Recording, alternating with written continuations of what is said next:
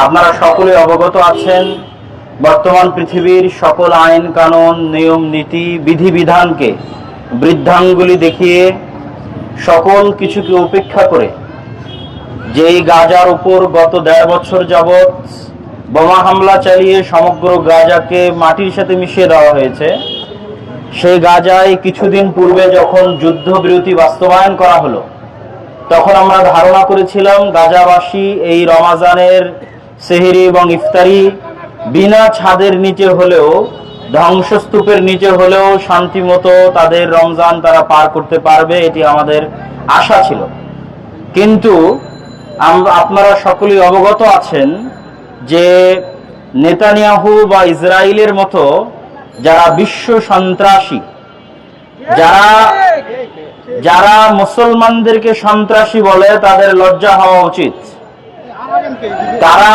তাদের চোখে পড়ে না যে এই মাহে রমজানের এই পবিত্র দিনে, সাহারি এবং ইফতারি এবং তারাবি এবং ইবাদতের এই পবিত্র সময়, যেখানে গাজার সকল বিল্ডিং মাটির সাথে ধূলিসাৎ, যেখানে তাঁবু টাঙিয়ে তাদের সেখানে থাকতে হয়, খাবারের ব্যবস্থা নাই, থাকার ব্যবস্থা নাই, এরকম এক মরুভূমির উপর পুনরায় যুদ্ধবিরতি লঙ্ঘন করে ইসরায়েল যে হামলা চালিয়েছে, যে হামলায় 400-র অধিক মানুষ নিহত হয়েছে, তা পৃথিবীর ইতিহাসের সবচেয়ে বড় বর্বরিচিত হামলা। আমরা আজকে মাদারটেকা আহলে হাদিস জামে মসজিদের পক্ষ থেকে বনশ্রীর এই 10 তলার এখানে কয়েক হাজার জনগণের এই সমবেত স্থল থেকে আমরা দ্ব্যর্থহীন কণ্ঠে ঘোষণা করতে চাই, কোথায় গণতন্ত্রের সেই ধ্বজাধারীরা যারা সারা পৃথিবীকে গণতন্ত্রের দাস দেয়, তারা আজকে কোথায়? তাদের কি লজ্জা করে না যে তাদের গণতান্ত্রিক সিস্টেমে গাজার নির্বাচিত প্রধানমন্ত্রীকে কিভাবে ইসরায়েল হত্যা করতে পারে? তাদের গণতন্ত্রের থিওরিতে নির্বাচিত গাজার প্রধানমন্ত্রীকে হত্যা করার পরেও যদি তারা গণতন্ত্রের দাস পৃথিবীতে দেয়, তাহলে তাদের চাইতে বড় মিথ্যুক, তাদের চাইতে বড় বেহায়া পৃথিবীতে কেউ নাই। এইরকম গণতন্ত্রের মুখে আমরা থুতু নিক্ষেপ করি, যেই গণতন্ত্রের নির্বাচিত প্রধানমন্ত্রীর জীবনের নিরাপত্তা বিশ্বের গণতন্ত্রের ধারক বাহকরা দিতে পারে না। সম্মানিত উপস্থিতি, আপনারা অবগত আছেন, আপনারা জানেন যে আজকে ফিলিস্তিনের গাজায় কি চলতেছে এবং কি হচ্ছে, সেটি আপনাদের সামনে নতুন করে তুলে ধরার কিছু নাই। কিন্তু দুঃখজনক হলেও সত্য, কষ্টদায়ক হলেও সত্য যে এই হামলা গোপনে হচ্ছে না। এখানে যেমন শত শত মোবাইল ক্যামেরা আছে, ঠিক সারা পৃথিবীর অত্যাধুনিক প্রযুক্তির Twitter, Instagram, Facebook, BBC, CNN, YouTube সকল যোগাযোগ মাধ্যমের উপস্থিতিতে লাইভ টেলিকাস্ট সারা পৃথিবীর মানুষের চোখের সামনে নিরীহ মানুষকে হত্যা করা হচ্ছে, তবুও পৃথিবী থেকে আওয়াজ উঠায় না। আমি আশঙ্কা করি, আল্লাহ সুবহানাহু ওয়া তাআলার গজবের আশঙ্কা করি, আল্লাহে আল্লাহর কসম, ফিলিস্তিনের গাজার শিশুর আর্তনাদ আল্লাহর আরশে গিয়ে যদি পৌঁছে, এবং আমরা বিশ্বাস করি পৌঁছে গেছে, এবং আল্লাহর গজব যদি আসে, আশঙ্কা করি আল্লাহ না করুক, এই গজবের শিকার শুধু নেতানিয়াহু হবে না, পুরো মুসলিম উম্মাহ গজবের শিকার হবে। কেন? আজকে মুসলিম উম্মার যারা নেতৃত্ব দেওয়ার দাবি করে, যারা মুসলিম উম্মার বড় বড় দেশের নেতা, তারা কিভাবে গাজার শিশুদেরকে অনিরাপদ রেখে তাদের বিছানায় নিরাপদে ঘুমাতে যেতে পারে, এই জবাব তাদেরকে আল্লাহর দরবারে দিতে হবে।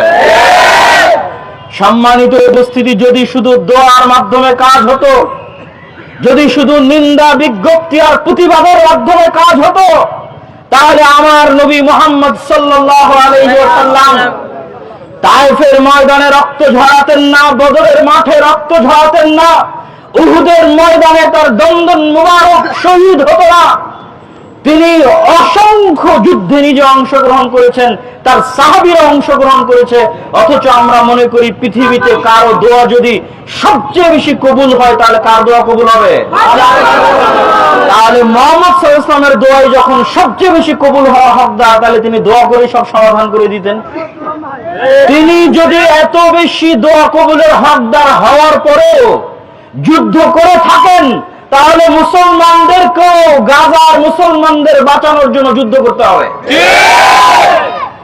আর মুসলমানদের এই পিছিয়ে থাকার জন্য আল্লাহর পৃথিবীতে যারা দুর্বল সৃষ্টি, আপনারা জানেন পৃথিবীতে মুসলমানদের ইতিহাসে যত যুদ্ধ হয়েছে, সকল যুদ্ধের ইতিহাস আপনারা পড়ে দেখেন। আমি আজকে বলছি, ইতিহাস পড়ে দেখেন, খুব কম যুদ্ধ এমন পাবেন যে মুসলমানেরা আগ্রাসী আক্রমণ চালিয়েছে।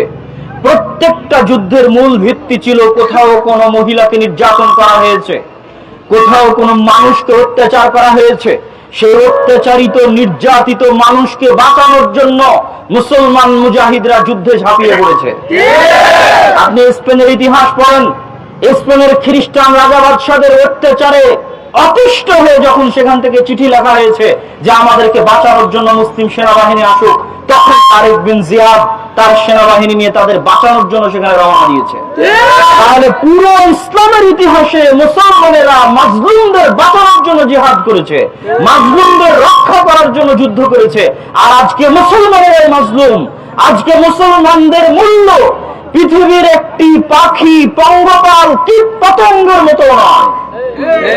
আজকে একটা কীট পতঙ্গ, পঙ্গপাল, পাখি মরলে মানুষ জেগে ওঠে, সেখানে হাজার হাজার লক্ষ লক্ষ নিরীহ মুসলমানকে হত্যা করলে অন্য মানুষ তো জেগে ওঠা বহু দূরের কথা, মুসলমান দেশগুলো নিষ্ক্রিয় ভূমিকা পালন করছে।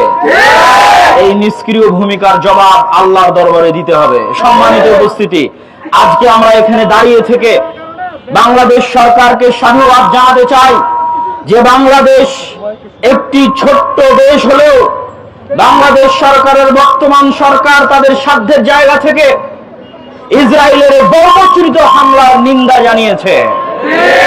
আমরা বাংলাদেশের এই স্বাধীন পররাষ্ট্রনীতি সামনে আরো দেখতে চাই এবং বাংলাদেশ সরকারকে উদাত্ত আহ্বান জানাতে চাই যে বিগত সরকার আমাদের পাসপোর্ট থেকে অ্যাকসেপ্ট ইসরায়েল তথা আমরা ইসরায়েলের সাথে কোনো সম্পর্ক রাখতে চাই না, এই মর্মে আমাদের বাংলাদেশের যে স্ট্যান্ড ছিল সেই স্ট্যান্ডকে ভেঙে আমাদের পাসপোর্ট থেকে সেই লেখা উঠিয়ে দেওয়া হয়েছে।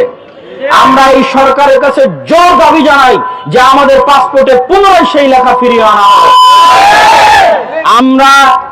আমরা ওই ফিলিস্তিনে প্রবেশ করব, ওই মসজিদে আকসায় প্রবেশ করব ইনশাআল্লাহ। আজ হোক, কাল হোক, 50 বছর পরে হোক, 100 বছর পরে হোক, 500 বছর পরে হোক, যেই মসজিদে আকসায় এই জালেম, এই সমস্ত বর্বরচিত অত্যাচারীদের কোনো চিহ্ন থাকবে না ইনশাআল্লাহ। সেই বিজয়ের ভবিষ্যৎবাণী আমাদের রাসূল মুহাম্মদ সাল্লাল্লাহু আলাইহি সাল্লাম করে দিয়েছেন। আমাদের কাজ কি জানেন? আমাদের কাজ কয়েকটা। এক, আমরা আমাদের জায়গা থেকে রাতের আধারে উঠে আল্লাহ সুবহানাহু ওয়া তাআলার নিকটে দোয়া করব আল্লাহ যেন আমাদেরকে সৎ ন্যায়পরায়ণ শাসক দেয়, মুসলিম উম্মাহর যেন আল্লাহ একজন নেতৃত্ব দানকারী নেতা দেয় যারা মুসলিম উম্মাহর মাজলুমদের পক্ষে দাঁড়াতে পারবে।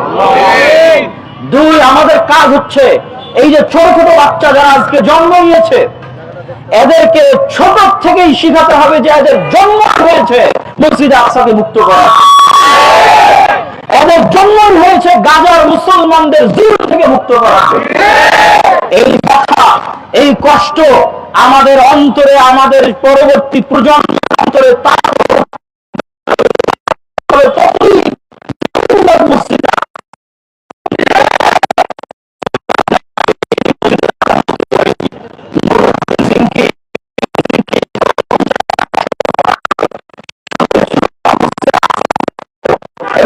মেম্বার তৈরি করে সিরিয়াতে কেউ যদি আসে যে মসজিদে আকসা মুক্ত করবে, এই মেম্বার আসে মসজিদে আকসা স্থাপন করে। সুলতান সালাহউদ্দিন আইয়ুবী ছোট থেকেই স্বপ্ন দেখতেন যে তিনি মসজিদে আকসাকে মুক্ত করার জন্য সংগ্রাম করবেন। আমরা ইনশাআল্লাহ নিজেরা স্বপ্ন দেখব, আমাদের পরবর্তী উত্তরসূরি স্বপ্ন দেখবে, ইনশাআল্লাহ এই স্বপ্ন একদিন বাস্তবায়ন হবে ইনশাআল্লাহ। সেই দিন বেশি দূরে নয় যেই দিন একটা পাথর, একটা গাছ পর্যন্ত এই জালেমদের বিরুদ্ধে দাঁড়াবে ইনশাআল্লাহ। সেই দিনের অপেক্ষায় এবং গাজার মুসলমানদের পক্ষে আমাদের এই ন্যূনতম প্রতিবাদ, আমাদের ন্যূনতম ইমানের আলামত হিসেবে আজকে আমরা এখানে দাঁড়িয়ে আছি। কিয়ামতের মাঠে আল্লাহর দরবারে জবাবদিহিতা থেকে বাঁচা ওসিলা হিসেবে আল্লাহ আমাদের এই মানববন্ধনকে কবুল করুন। এই বলে আমি আমার সংক্ষিপ্ত বক্তব্য এখানেই শেষ করছি।